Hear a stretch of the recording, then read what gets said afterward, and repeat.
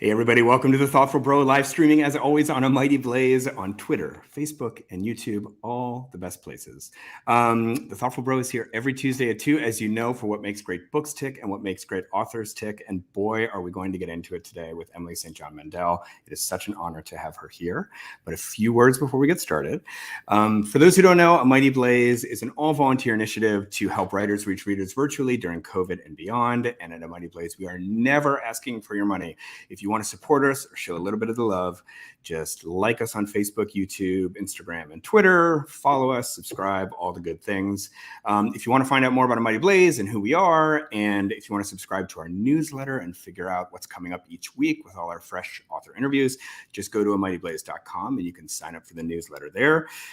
As I said, it's all completely free, but if you are in the mood to spend some money, please spend it on big-hearted works that manage to be experimental, literary, and yet compulsively readable all at once. Books like Sea of Tranquility by Emily St. John Mandel. If you want to ask Emily a question, just pop it in the comments on YouTube, Twitter, and Facebook, and they will make their way through the interwebs to me.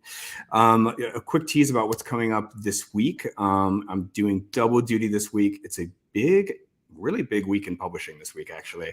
And on Thursday at 4 p.m., 2 days from now, I'll have on Pulitzer Prize winner and author of A Visit from the Goon Squad, Jennifer Egan. She'll be on to talk about her new book called The Candy House, which is sort of a sibling companion novel to The Goon Squad. It's terrific. But now, on to this week's guest. Emily St. John Mandel is the author of 6 novels. Her book, The Glass Hotel, was selected by none other than President Barack Obama as one of his favorite books of 2020. It was shortlisted for the Scotiabank Giller Prize. It has been translated into 21 languages. Her novel, Station 11, was a finalist for the National Book Award and the PEN/Faulkner Award. It won the 2015 Arthur C. Clarke Award, and of course, it is now a critically acclaimed show on HBO Max, which I finished watching, my face covered in tears, just a few short days ago. She lives in New York City with her husband and daughter. The New York Times said of her latest book, Sea of Tranquility, which is out just today, quote, Mandel offers one of her finest novels and one of her most satisfying forays into the arena of speculative fiction. And Publishers Weekly, I think, really summed up, this is just a great little blurb. It says, brilliantly combining imagery from science fiction and the current pandemic, Mandel grounds her rich metaphysical speculation in small, beautifully observed human moments. I think that really captures the tone of this book. Emily, welcome to the show. I'm so happy to have you here. Thank you so much. It's a pleasure to be here. Well, great. So we were talking earlier in the green room before we got on air that a lot of this book is a book about an author, much like Emily St. John Mandel, who is on book tour and who is asked a relentless barrage of lame questions from interviewers. And so I feel like the pressure is on to do something really special. I feel bad about that. As I was saying to you in the green room, I didn't mean to make all the interviewers on this book tour feel bad. That seems to be where we're going.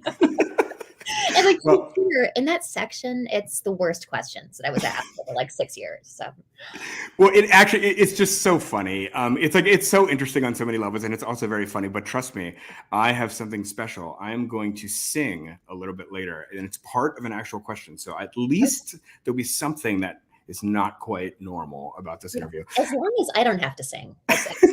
Totally cool. You may just want to join in. I mean, it's going to be that great. All right. So look. But all that said, which is a tee up for my amazing first question, which is a question I only ask when it's absolutely necessary, but it is a very typical question. But I feel like it's warranted given the nature of this book. Could you just tell us in the audience what the book is about? You'd think that would be an easy question. I knew it wouldn't be. For this book, I knew it wouldn't be. Yeah, and the art of the interview, ladies and gentlemen. This is me stalling as I try to think of how to talk about my book. Okay, it's a book with a time traveler in it. It's a book about pandemics, art, friendship, the way that pandemics warp history. It's about the nature of reality, which I kind of cringe when I say that, because how do you say that without sounding insanely pretentious? But an idea I had was it would be interesting if moments in time were corrupting each other. And that was one of the starting points for this book. And if they were corrupting each other, what might that mean? are they corrupting each other in the way that files in a computer can corrupt each other? In which case is that evidence that we're living in a simulation? So yeah, it's a book about time travel, the simulation hypothesis, the wilderness, moon colonies. There's I'm working on the elevator pitch, as you can hear. Things are still a little awkward at the front end of the tour. Oh my gosh. All right. Well, look, so I want to ask you a few questions about the book. I mean, having just finished, I read Station 11 when it came out, and, I've recently watched the show, but I think there's some themes that I see kind of across, all your work, and that maybe, we can dig down below that surface level. And one of the big themes I see in your work is the theme of displacement. I mean, I always like to think about what is activating the imagination of an author, what really gets an author cranking. And I just feel that for you, the idea of like putting a kind of relatively normal person into an extraordinary displacement, a brand new place, a very strange environment, or, post-apocalypse, if you will. This is something that really gets your imaginations going, like all the feelings you would feel being thrown into some strange, majestic, new place. And I'm just wondering, does that make sense? Do you feel that too? Yeah, I do. These books come from different starting points and different places. With the Glass Hotel, I was interested in writing about the fallout from this massive white-collar crime. With Station 11, I wanted to write about a post-technological world, which required a catastrophe because you got to end the world somehow. I got from point A to point B. But at the same time, I have to admit that, yeah, absolutely. I keep on throwing these characters into very extreme circumstances. I guess there's something interesting to me that has to do with character development with that strategy. And maybe what it comes down to is I feel like as a writer, my primary interest is in people. And, my books are put into different genre categories. The first three were often talked about as crime fiction or noir, and then I've gone to sci-fi and back to contemporary and back to sci-fi. But I do see them as being part of the same overall project, which just has to do with people and how they behave and how they come together or fall apart in groups. And there's something about placing people in really extreme circumstances that I guess is really interesting to me as a writer, just figuring out how they respond and by extension, who they are. So I think that's what it comes down to, just fascination with people. I totally agree. And I heard another interview that you did some time ago. We were talking about how when you were, in your 20s, you just all of a sudden picked up and moved to New York City, just sort of on a whim. And there is often this feeling that I see your characters in these, like Edwin, for example, in this book, showing up in Canada and just being in this new place and just feeling filled with all this kind of energy of like, how am I going to figure this out? And anyway, I remember being struck by thinking of you just picking up and moving to New York on a whim. And just that seems similar to some of the situations your characters are in some sense. Definitely. And, I've never written memoir, although I came awfully close with the sci-fi autofiction sections in SEA of Tranquility, which I'm sure we'll get to in a minute. But I think that as a novelist, you do inevitably take aspects of your life and experiences and map them onto your fictional characters. So yeah, moving to New York City from Canada on a whim, that's the kind of thing that, I don't know, I don't want to say it's easy to do when you're 22. It's definitely easier, when you don't have a child and a mortgage, for example, as I do now. I wanted a change. I wanted a new city, and I had a boyfriend in New York, and I was like, all right, I'm going to do this. Right. Yeah. So let's talk about the autofiction aspects of this. So there's a few things going on here we're going to use two fiction terms, autofiction and metafiction. And probably most of the people who are listening know what those are, but we'll just kind of walk through them and define them briefly here. So autofiction being, fiction that is thinly veiled autobiography and just clearly in a way that's apparent to the reader, drawing on experiences from the author's life. And certainly there's a character, Olive, in this book who wrote 3 books that with a small press that weren't really paid attention to, then wrote a book that was about a plague and that was a huge hit. And it's like, oh, you're like, this sounds familiar. I see what you did there. I'm a smart reader. I know what's going on. And So I guess, the question there's a really hilarious part in the book, by the way, where you have Olive responding to a question about autofiction and saying, I'm not really interested in autofiction. So, it was meant to be funny, so I'm glad you told us. Totally funny. So anyway, but like, just tell us about that. I mean, I think I heard that maybe you started writing this kind of thinking you'd write about a book tour of your own, but I mean, what is the appeal of autofiction? Why is that something that is like better than just making characters? Right, yeah. So I've always really liked autofiction as a genre. I never thought I'd write it, but there was something I've been thinking about for a while, which is, okay, so I feel such intense gratitude for this life. Like, it feels extraordinary to me that I get to do what I do, and it's truly something I never saw coming. At the same time, people say the most interesting things to me on tour. And the word interesting, by the way, is doing a lot of heavy lifting in that sentence. I might actually mean kind of sexist and bizarre. So, I just had all these really strange interactions. And there's also just the kind of overriding strangeness of the tour experience, which is just a very, very specific, often surreal kind of business trip. And I just wanted to write about that. So about 3 months before the pandemic, I'd started writing these autofiction sections, and I wasn't really sure what they would become, if anything. I thought, well, maybe this is a personal essay that I'll never publish. I don't really like publishing personal essays. Or I thought maybe it's maybe it's the seed of a novel. Like, this will be the starting point, and then 3 rounds of revisions from now, that section will be gone, but it's what started the whole thing. But then the pandemic hit, and I wanted to write about that. And that was, a weird moment for all of us. Part of the weirdness for me was I was getting a lot of requests for articles and op-eds about what was it like to be the author of Station 11 during an actual pandemic. And I said no to all of them because it felt like saying yes would have meant using this unspeakable human tragedy as a marketing opportunity, or to sell copies of Station 11. It was just so, that was so uncomfortable to me. But I did want to write about it. So I thought, well, maybe there's a way to write about what it's like to live in a pandemic in these autofiction sections and just kind of filter the whole thing through a sci-fi lens. So what if it's a book tour, but it's the year 2203? I can't remember what I specified. And at the end of the tour, the author is going home to the moon, that kind of thing. And then once I realized that, or once I decided rather to start to write a time travel book, then I liked the idea of that being just one of the points in time. It's, time point number 3 in the novel. Yeah. By the way, I found the book to be extraordinarily optimistic in that this is the book publishing industry in 200 years has the money to spend money on a book tour for an author to go from the moon to the earth. That's an expensive book tour. Yeah. But the book industry must be doing well. It's fine. Publishing is thriving in the year 2203. Okay.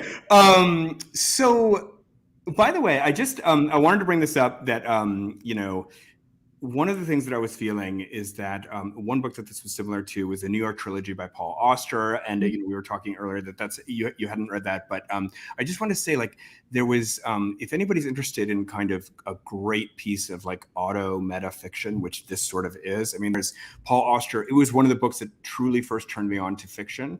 Paul Oster is writing about a detective named Paul Oster who's investigating an author named Paul Oster, and so there's like I love it. But it's also sort of like a take on the detective genre, which is kind of the way that he's sort of up to something else, but it's like kind of grounded in some of the like genre conventions of mystery, the way yours is sort of grounded in the conventions of sci-fi. But just to draw a little triangle here, I mean, I think I saw an interviewer compare your work to Never Let Me Go by Ishiguro. And I thought that was just perfect. And I mean, sort of similar to Oster, it's the prose style is just so clear and concise and sort of transparent, and it's so readable. And it's like sort of what it's really about is these human moments, and the sci-fi is just sort of a convention, or the the genre conventions are just sort of there undergirding it, but really let's get to the human moments here. Did you feel that Ishiguro comparison is feeling right to you? I mean, I'm honored that anybody would say that because I love Yeah. that book. In terms of style, that does ring true to me, specifically for the kind of peak at the book when we finally get to our character Gasperi in the moon colony in the year, oh, I don't know, 2401 or something. It's like the furthest future point Right. where we reach the time traveler.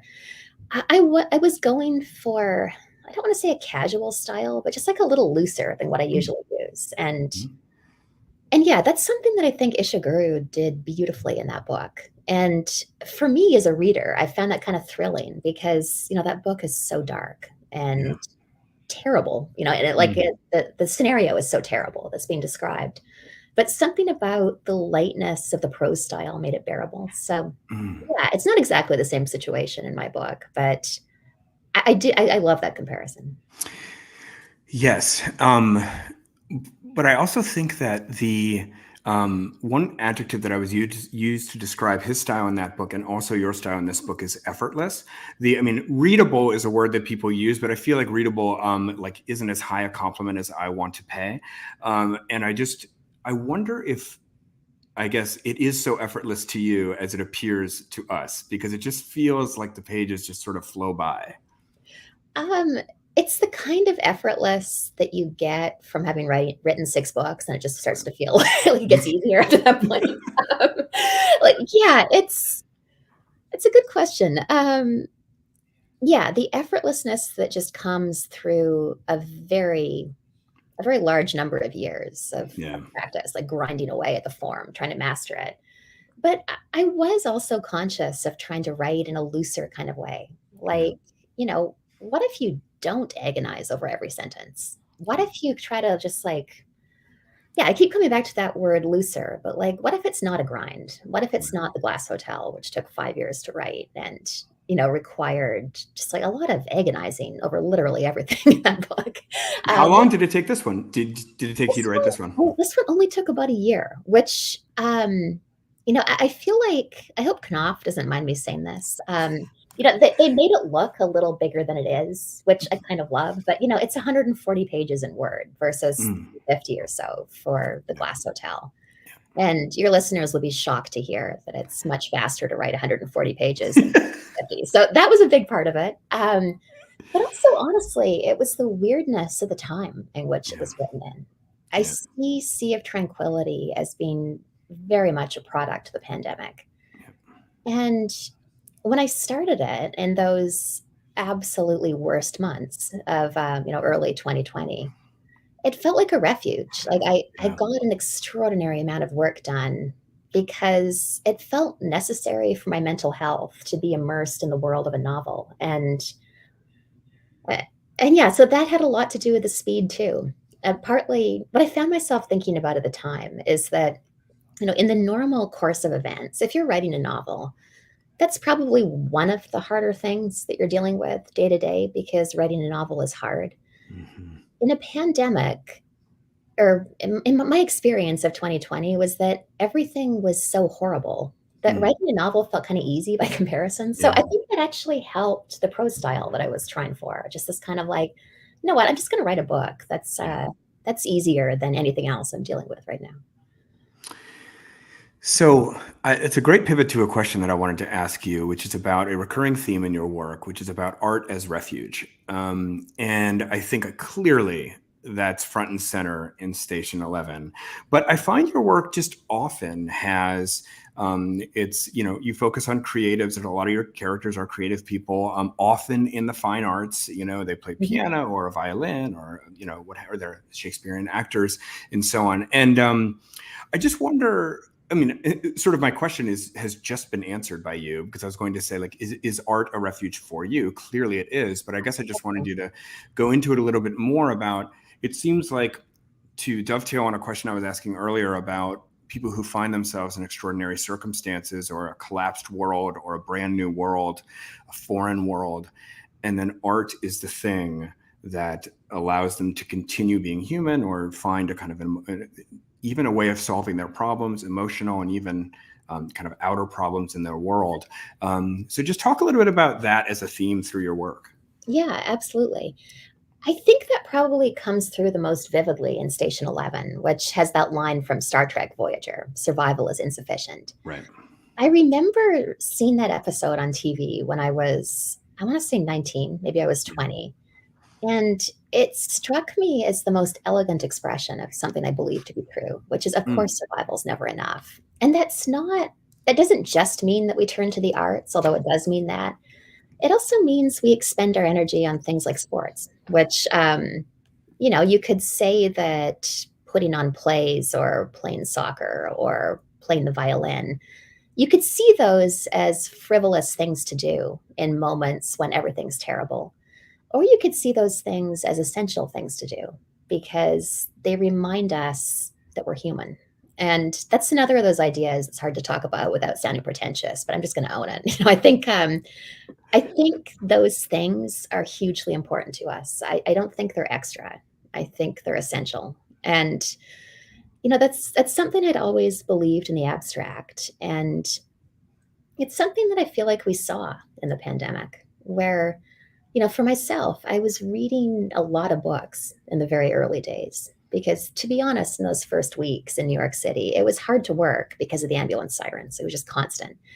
But it was possible to write. And something that I really loved was, I order all my books from independent bookstores, and I would go to my favorite independent bookstore website and try to order a book, and there'd be this message that would say something to the effect of, due to the overwhelming number of orders, your order might be delayed.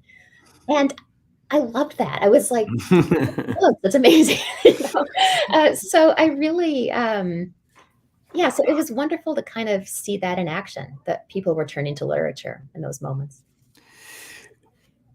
I love that thought. I love that sentiment. And I love that also you included sports in that, because as a guy who totally loves sports, I have always just tried to prevail upon my less sports inclined writer friends that sports is this cathartic performance that lets you kind of flush out of your system all the kind of things like competitiveness and anger and all these things that, I coach my kids' basketball teams, and at the end of the season, there's a single elimination tournament. And when you lose, your season is over. And you see the kids crying after the game is over. And it's not I'm not saying it's good that kids cry, but I'm just saying you just see how meaningful it is. And then you see them bounce back, and you just see it is healthy for humans to go through these cycles of emotions and be prodded to feel these emotions, to just get them out. Absolutely. And also there's real beauty to sports. I mean, Right. Not just the obvious ones, like synchronized diving might be one of the most beautiful thing I've ever seen. But even just the grace and speed and velocity of a basketball game, that's kind of thrilling. I'm a fan. Wonderful. Okay, so let's turn to another fiction term that we're going to be using called metafiction. And so metafiction, in case anybody who's listening to this doesn't know what that is, and I'm not saying I'm some expert, but metafiction being a thing that it's art that's a book that's aware of itself as a book that will reference things outside the book, a book that, just knows that it is the thing that it is, and it kind of breaks the fourth wall. And so one way that this book is metafiction is that there are other characters from your other books that make an appearance, and this is something you've been doing for some time. And Library Journal had an interesting comment about this. They said this is the latest in Mandel's evolving uber novel opus, right? I thought that was an interesting term. But so I guess there's sort of two possible reasons that you do this. One is you have some grand master plan to create some totally self-contained connected universe. The other is that you maybe just like the characters you wrote about in those old books and you want to write about them again. So mostly the latter. So I would not say that I have a plan. But at the same time, I don't know. I mean, I feel like we all have a secret longing for order in the universe, and there's something about linking the works together that just kind of profoundly appeals to me. Maybe this maybe this story isn't floating by itself in space. Maybe it connects to this other planet, that kind of idea. Right. Also, yeah, I do become attached to characters. When I was writing Station 11, I really liked Miranda, Clark, and Leon. I haven't reused Clark yet, but I pulled Miranda and Leon into the Glass Hotel just because I really liked them. Yeah. And then with Sea of Tranquility, it was a little bit different. I realized that it was a time travel novel, and I was figuring out what those points in time were going to be. There's a point in time that I'm kind of obsessed with, and it's the month of February 2020, where, so the pandemic was just arriving on this continent. Um, we're not idiots. Like, we should have seen what was coming. But it was this weird moment of, I want to say, kind of a mass failure of imagination, where, my experience in New York City was we knew what was coming. We were seeing the news from China and then Italy. And we were being all kind of jaded and blasé about it. We were like, yeah, that terrible new virus is totally here. Well, anyway, I'm going to drop off my kid at school, get into a crowded subway train, and go shake hands with strangers, and then go to choir practice in a basement. We were just like not making that leap that, this thing is coming, and that means it's actually coming. That was what we weren't doing. So I'm kind of fascinated by that period of collective denial, I guess I would call it. So when I realized that I wanted one of the time points to be New York City in February 2020, I realized, you know what? I have all these ready-made characters from the Glass Hotel just kind of waiting in the wings. Mm. And I really liked them. I'd wanted to see more of Morella's story. She was Vincent's best friend in the Glass Hotel, and she plays a larger role in Sea of Tranquility. So I thought, well, maybe I could bring her in. And then I liked the idea that Paul's art would somehow shed some light on the plot. So yeah, sometimes it's that I'm attached to characters. Sometimes it's just a kind of general desire to create links between these stories. And Yeah. sometimes I just need a character who's in New York City in 2020. I'm like, there they go. So can we expect more then? I mean, I don't know. This isn't sort of a veiled "what are you working on now" question, but I guess it's. You're welcome to ask that. Yeah. I mean, and what, like, for these characters, will we see Edwin again? Will we see Olive again, etc.? I don't know about Edwin, because historical fiction is hard. I'm not that good at it. It's not really my natural thing. But yeah, you'll definitely see other characters again, and also other characters from my backlist. Yeah. I find myself thinking about, this is really like deep catalog. My second novel, The Singer's Gun, which very few people read, but the villain from that novel is the character that I think about a lot. Maybe I'd bring her into something else. Exciting. What a tease. That's great.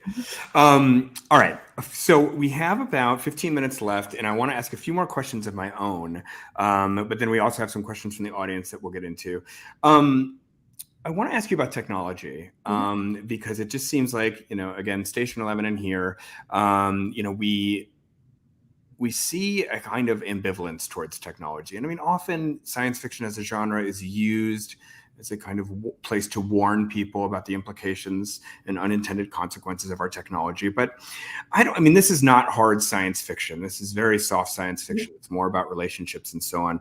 But, I just feel like kind of across your work, there's this kind of, skepticism, grudging acceptance, bewilderment, a kind of question like, are we really any happier with all this technology or not? And I think it's just an interesting thing about technology, because in a person's own life, like in any specific example, you almost always want technology, right? Like, do I want to have this medical procedure that's very advanced? Yes, I do. Do I want to be able to call like my kid? Yes, I do. But then when you step back and you sort of take it all in, there's this vague like unease that creeps in. And I feel like some of that animates your work as well. Do you feel that way? I do feel that way. Yeah, you've picked up on something that I think about all the time. It's amazing that we have supercomputers that we carry in our pockets and we call them phones. And like the positives are incredible and real. It's so interesting that we've just decided to be tracked all the time, and that we're always going to be available and never not be at work, and anybody could reach us at any hour of the day. Like, there are real downsides. So I do have a deep ambivalence. And maybe most clearly in the way I think about the internet. Right. The internet's incredible. That's all of human knowledge available in your pocket supercomputer. But look what we do to each other on social media. Yeah. We've all seen horrible instances of abuse on Twitter and other platforms. And yeah, it brings out the worst in us, even when it has the best things we've ever created kind of available through it. So yeah, I do absolutely feel a deep ambivalence about it. Okay. I had a question about Station 11, of course. I mean, I don't want that to overshadow this brilliant book that you've just written, but I mean, it's also the show kind of recently came out and everybody's talking about it. It's just received I love the absolutely. show. I'm so happy to talk about it. Oh my God. Oh, good. Me too. All right, Yeah. great. But I had I nothing give to you do with it, permission. otherwise I'm not showing off. But Wait, what'd you say?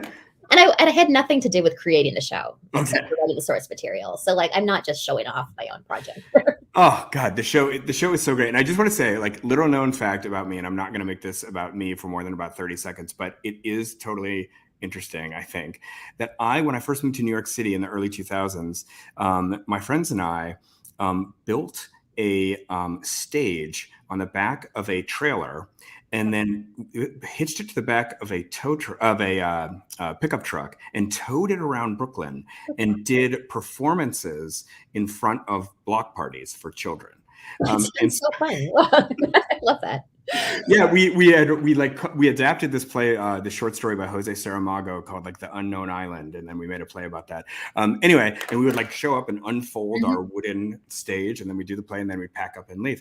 And anyway, so I just really related to that particular aspect of Station 11.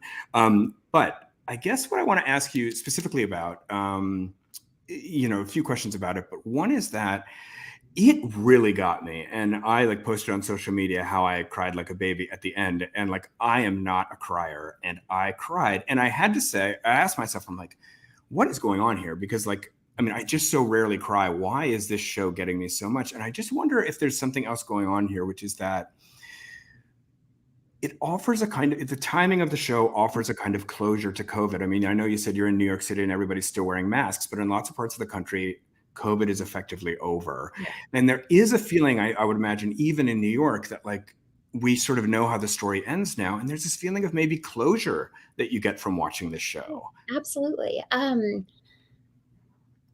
feel like personally, I had an incredibly privileged pandemic experience where I had the privilege of being able to socially isolate, which a lot of people did not. My income was not affected. I didn't get sick. Nobody I loved died. I don't have long COVID. I think that we can acknowledge relative privilege and at the same time acknowledge that we've just been through hell. Yeah. That was a really, really horrible 2 years that we've lived through, and those years will stay with us. And yeah, the timing of the show is extraordinary. It made me cry too. And I think a lot of that has to do with what we just lived through. Yeah, there was a kind of catharsis for me in watching the show. And I know I'm not alone in that. I have to say, like, everything about the show, I loved so much. I thought the writing was fantastic. The set design and music are spectacular. Can we talk about the performances? Like Himesh Patel and Danielle Deadweiler were just, everybody was, but those two in particular, I just found absolutely mesmerizing. Every time Patel was on the screen, I just could not tear my eyes off him. I mean, I just thought there is something absolutely magnetic about that performance in that show of his. It was extraordinary. Yeah, episode 9, which is like that capsule episode where it follows what happened to him. It's like after watching that, it's like if Himesh Patel isn't nominated for an Emmy, I might set fire to this hotel room. Oh my gosh. Well, wonderful. We're going to put some links to those actors in the chat. But anybody who hasn't watched the show, it is a monumental piece of art. It really is. It is wonderful. Okay, one more question from me, and then we're going to go to questions from the audience. So I have found out sort of by, reading about you kind of in preparation for the show that you love revising, and you sort of don't like the first draft part, but you just sort of like have to do it. And then like you sort of don't know what your book is until you start revising, and you don't even know what the structure is or whatever. You're just sort of totally blind creating your first draft. And then you really enjoy the revision process, and that's where the work is Yeah. truly made. And I feel the same way about what I write. And I just was like wondering, I had this thought occurred to me about a piece of software that you could just like feed in like some character names and a little bit of scenery, and then the software would just like write a 300-page draft for you of like gobbledygook. But then you would have the privilege of like showing up and like having something there that you can revise. So I don't know if this is a great idea or a terrible idea. I ask you. I kind of love it because there might be really interesting things in there, like by accident, that like the computer would come up with. I like it. I really like it. But anyway, but okay, that is a bad joke. But the point is, tell us about this obsession with revision versus kind of the early stages. Yeah, the early stages are hard. That's really what it comes down to. So the way I think about it is, it's like, suppose a novel is a sculpture. When I get to the end of the first draft, that's just the block of wood or the block of marble or whatever. I still have to find the novel. Finding the novel is just so much easier once you have raw material to work with. And that is what the raw material, that is what the first draft is for me. It's raw material. So yeah, it's just so much easier after that point. Once I have that, once I have the first draft, then I kind of know what I have to work with.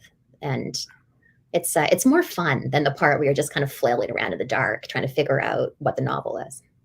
And if you could like characterize for me, just one more question, then we'll go to audience questions. If you could characterize that stage when you're flailing around in the dark, what are you actually holding on to? Is there like a vague idea of structure? Is there like a character you're really interested in? Like what you must be sort of gripping some kind of like flotsam, jetsam to get you. Yeah, it's all those things. It's a lot of half-baked ideas. It's, it might be interesting if X happened, or it might be interesting if Y caused, that other thing.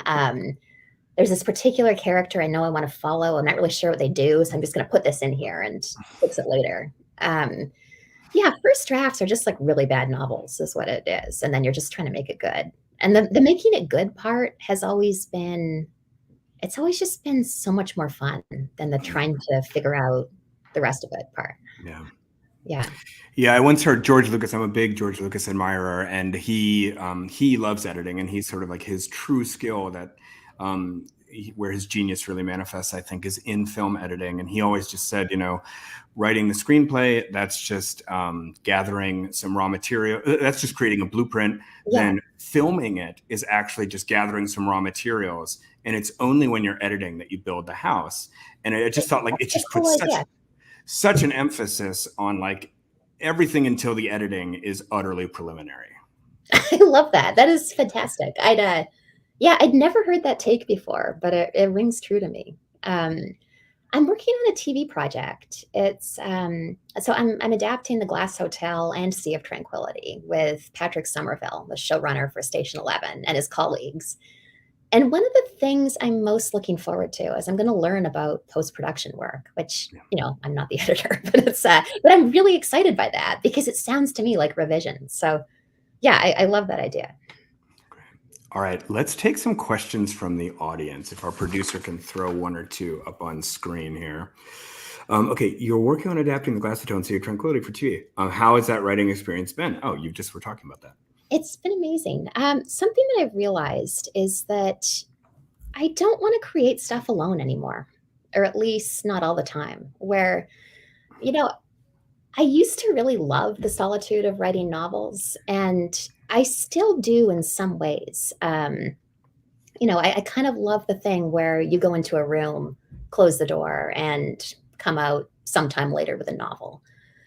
There's something kind of cool about the private world of a novel, just kind of, stepping into it and closing the door. But I don't know. I think this might be a reaction to the pandemic where I was just alone too much. All of us were. We were so isolated. And I just have this feeling of, what? I want to tell stories with other people.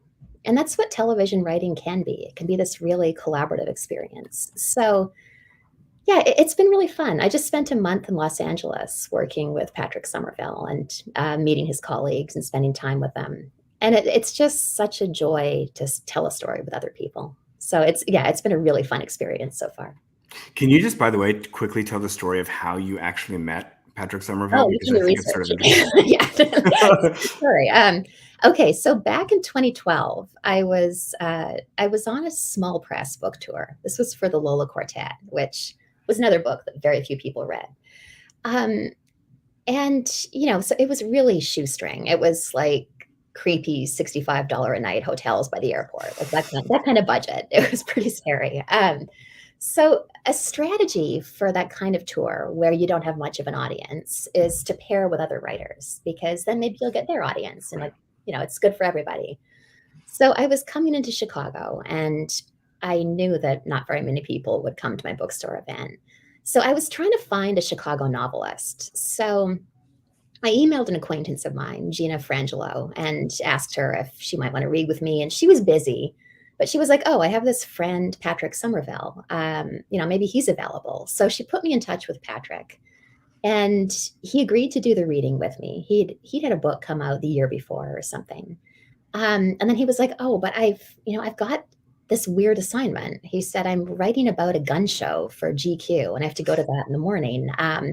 He was like, "Actually, do you want to come to a gun show with me?" I was like, "Sure." Yeah, it's like new life experiences.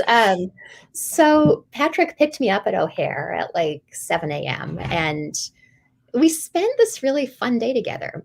He drove me way out to, like, it was like the fall. It felt, I don't know the Chicago area very well, but this was like farmland. It was like way out there in Chicagoland somewhere. And we went to this incredibly creepy, unsettling gun show. Um, it was the kind of scene where everybody was white and there was a Nazi flag for sale. Like that, it was just really creepy.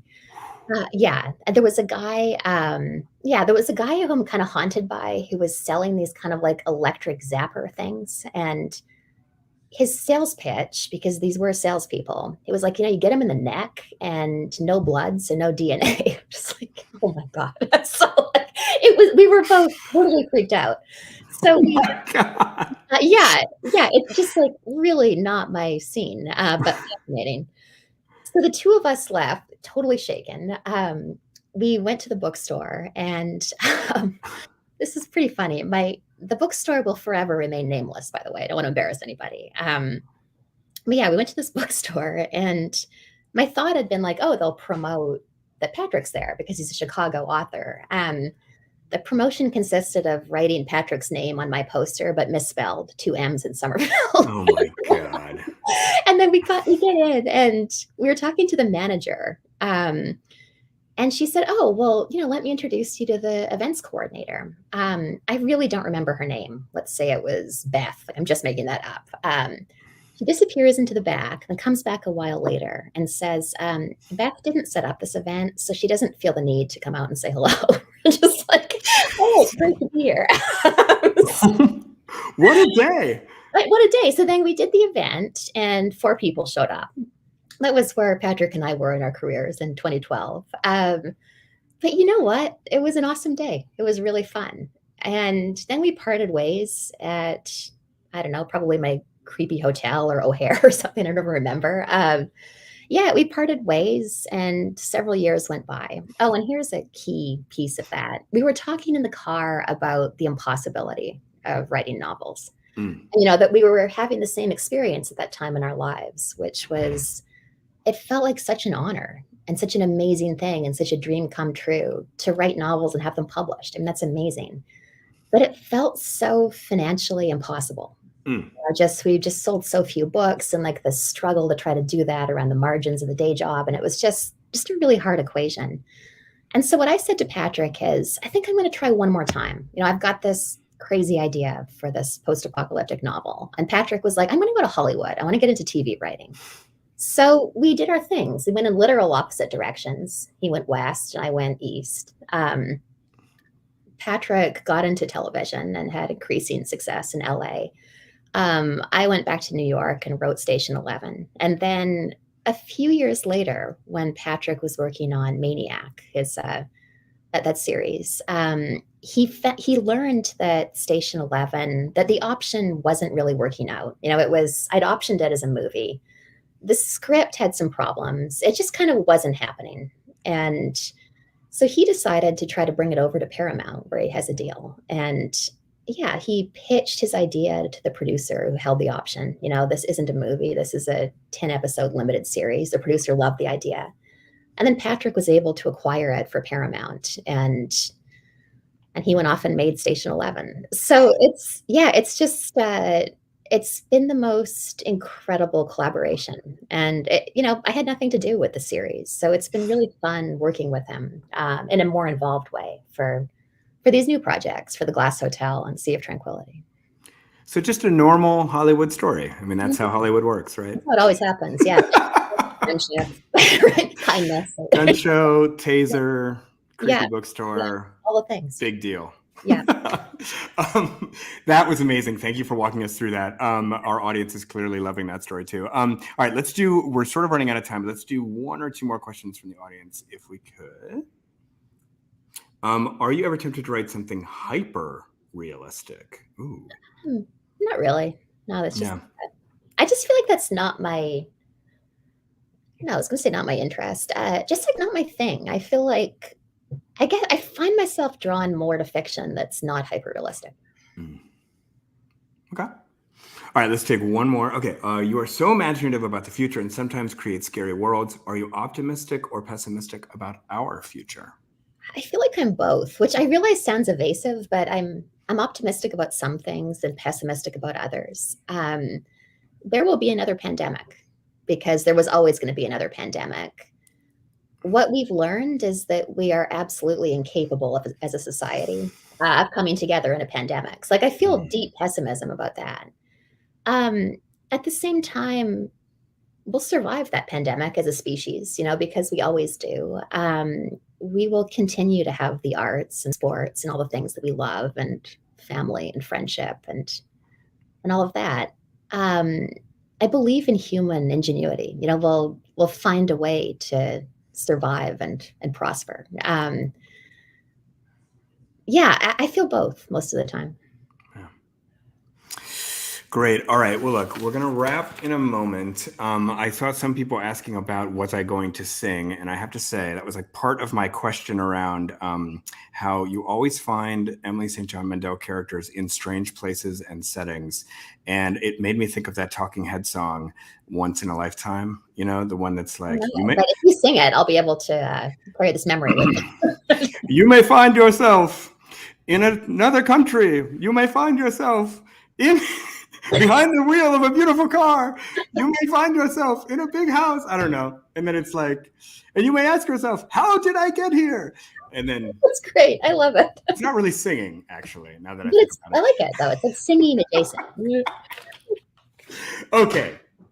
Moving on, last question. So I often ask this question of writers who come on the show, which is that if you would, imagine the ideal reader for this book, somebody who is just getting this book in just the way you hoped it would be gotten and picking up everything you're putting down, all that. And so imagine this ideal reader now has just finished Sea of Tranquility and it's resting on their lap and they raise their head to look out the window or whatever they do. Tell me in a word or a phrase, what is the feeling that you leave this reader with?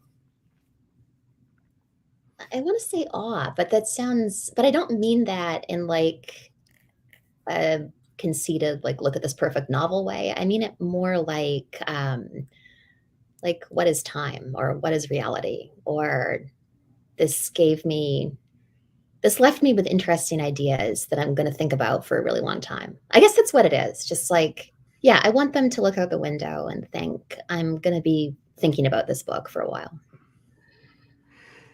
It does have such scope, which lends itself to awe. I mean, it's a book for as small, as short as the book is, just the breadth of this book is just incredible. So I totally feel that awe.